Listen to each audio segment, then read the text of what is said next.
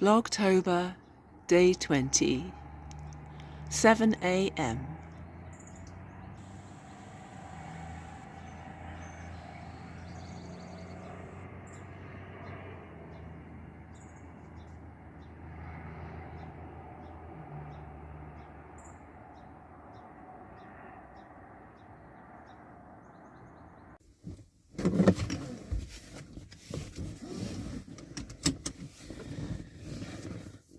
Well, lovely people, I am off to the post office. I have enveloped up the pink turquoise sparkly bag and stitch markers and flamingo buttons for Ali of Little Drops of Wonderful, and I am finally at the point where I am going to mail it.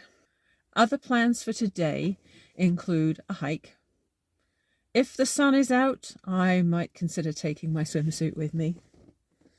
And also want to make some progress on my crochet bag because I need to decide what I'm going to line it with and what handles I'm going to put on it.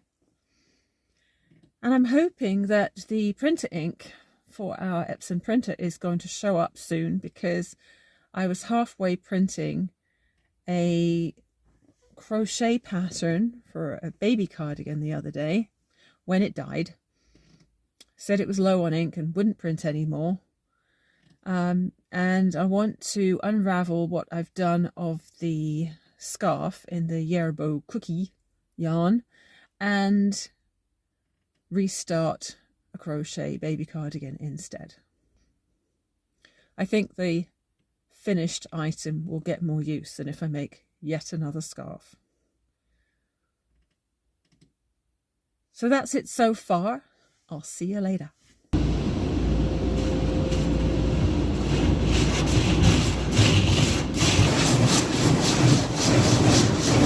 Vacuum today.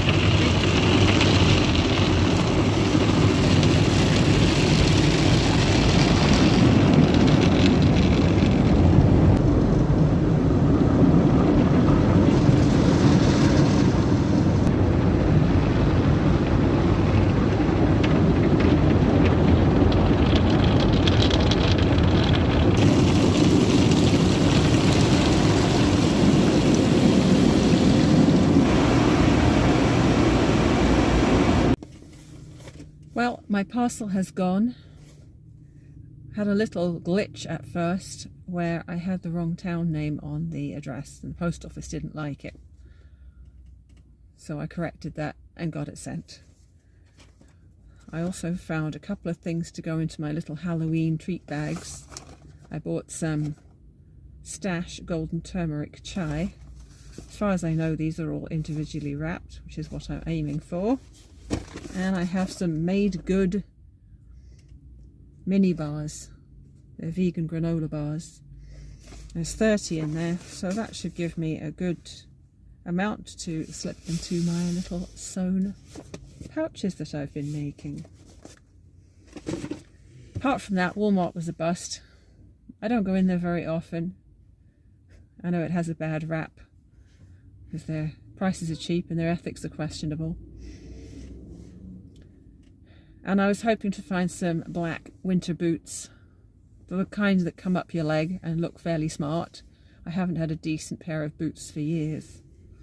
And they only had 2 styles and neither of them was what I was after. They had heels for starters. I don't do heels anymore. I haven't worn heels since 1992. When I had my first kid. Alright, back home now. The sun is out, it's warming up, and the chance of a swim is starting to look more likely.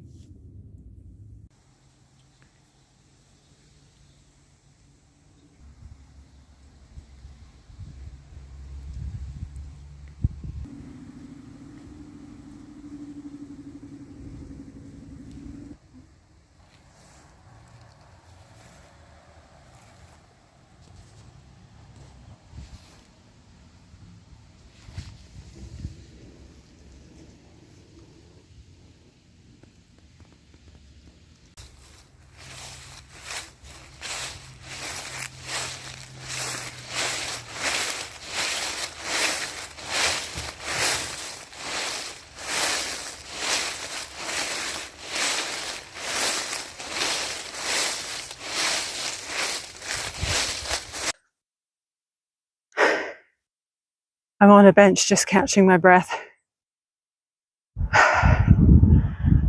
Whew, I parked in the parking lot today and went along the lake shore and then up a steep path. And I'm at the top. And while I've got my breath, I just wanted to relate a little story about the dogs. I'll shield my microphone in case it's windy and making it sound funny. So, as I started walking, there was a group of people letting their 2 dogs run around off leash. They were getting pretty excited, running around all over the place, not on the dog beach where they're allowed off leash, but on the path and up on the hill. And I don't always say anything, but this time I said they should be on a leash. My experience of dog walkers, sorry if you are a responsible one, but my experience of dog walkers, a lot of them, is that they don't like to be reminded of the bylaws. They like to let their dog off leash, regardless of all the signs around that say keep your dog on a leash. And there's a good reason to keep them on a leash. A lot of people don't want other people's dogs running up to them. Some people are terrified of dogs. The dogs can run around and chase after wild animals and terrorize the wild animals. If there's a bigger wild animal around, it can terrorize the dog. But I have a good friend who lives just at the end of this park, who has an absolutely gorgeous, mild-mannered, human-loving dog. She's the sweetest dog you'll ever meet, except that one day when my friend was walking her through this park, the dog was attacked so badly that she had to have stitches up in her vagina. She was mauled at her back end really, really badly. And so now my friend is scared to walk this dog through this park because if other people's dogs are off leash and get too close, her dog could turn on them and get very aggressive and maybe bite them. So if anyone wants to argue with me in this park about keeping their dog on a leash or not, I'm going to tell them that story and remind them that it's for their dog's own safety that they should keep it on a leash. Because no one wants to get hurt. And no one wants their pet to get hurt. And that's my rant for the day. So I'm still up on the high trail and I'll be reaching the point shortly where I go down to the lake level. And from here I can see the swimming beach. I am pretty warm and the sun is out and I do have my swimsuit with me. So you'll have to keep watching to see whether I braved that icy water.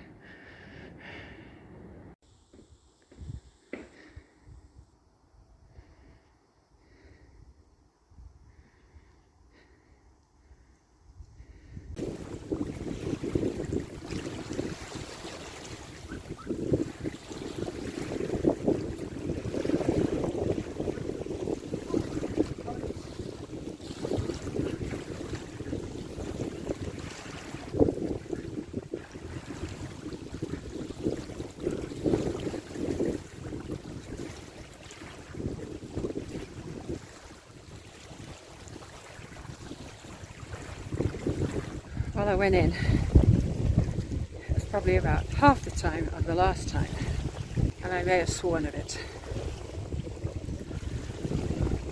But hey, I feel really warm now, even though it's windy. Now that I'm out of the water, I feel great.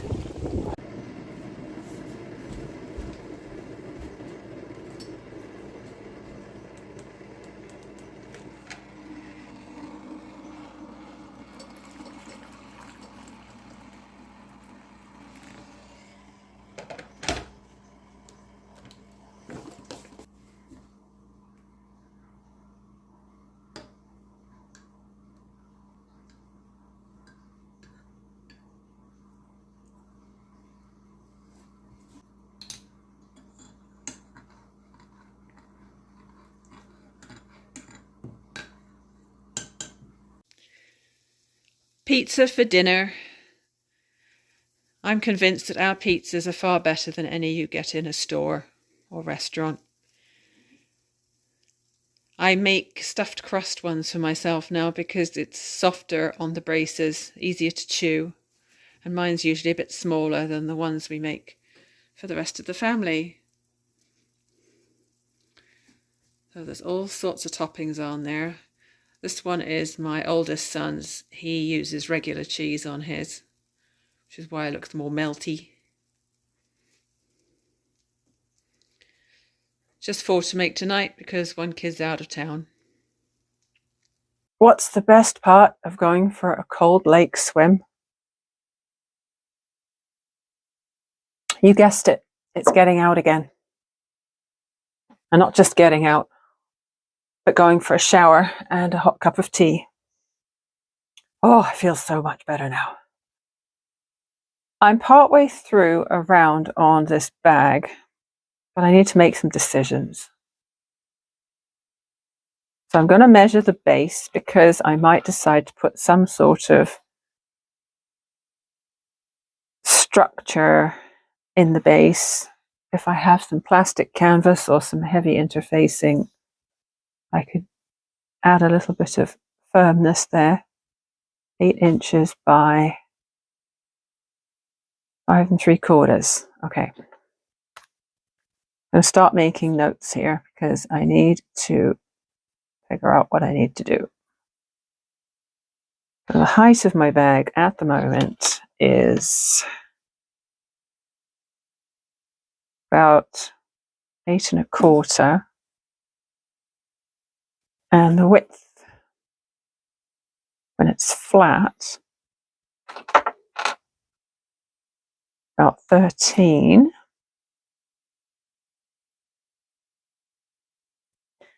I feel like the proportion is quite good at the moment. You know, I'm pretty happy with the size of that.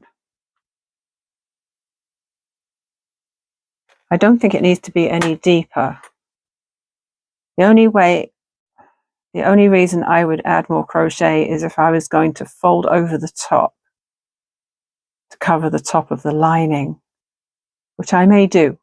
Now I just need to figure out what fabric I'm going to do, what fabric I'm going to use to line it. At the moment, I am choosing between this beautiful blue or the beautiful pink. I love them both, and I almost don't want to use them, but I bought them to use, and I've got nice big pieces of them. I think they might have been on clearance, which is why I picked up big pieces of them when I had the chance. Things are getting exciting now.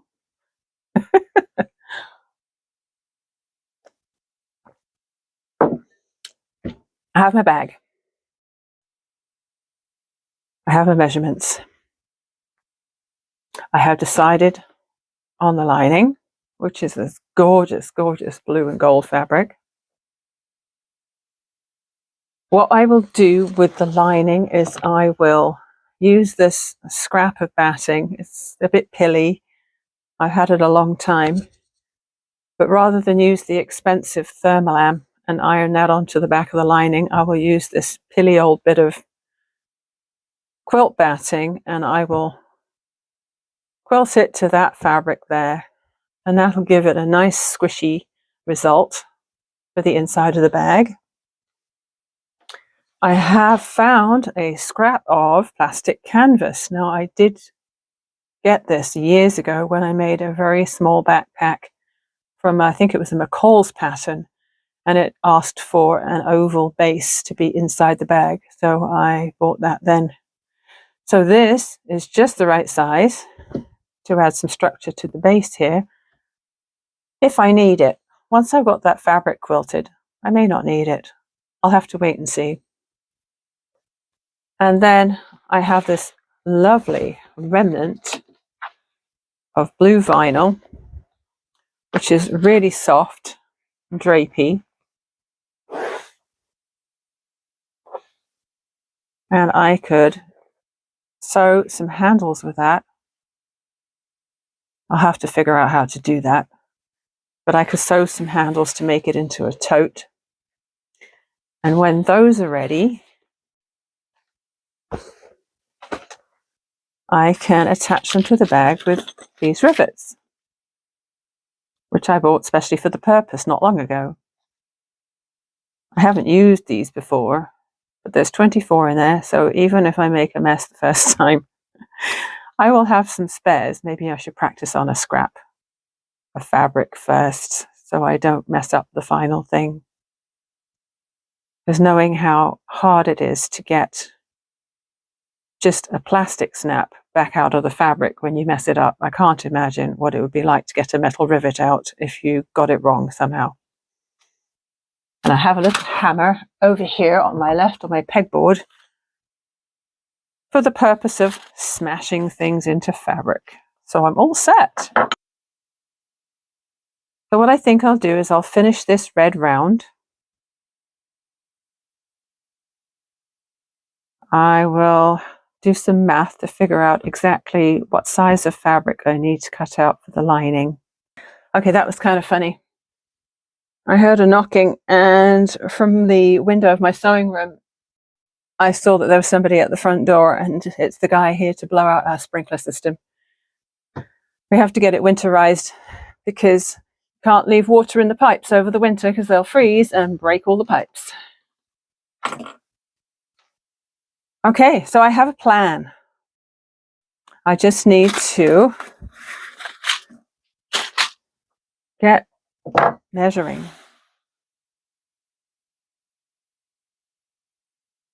Okay, I have a plan.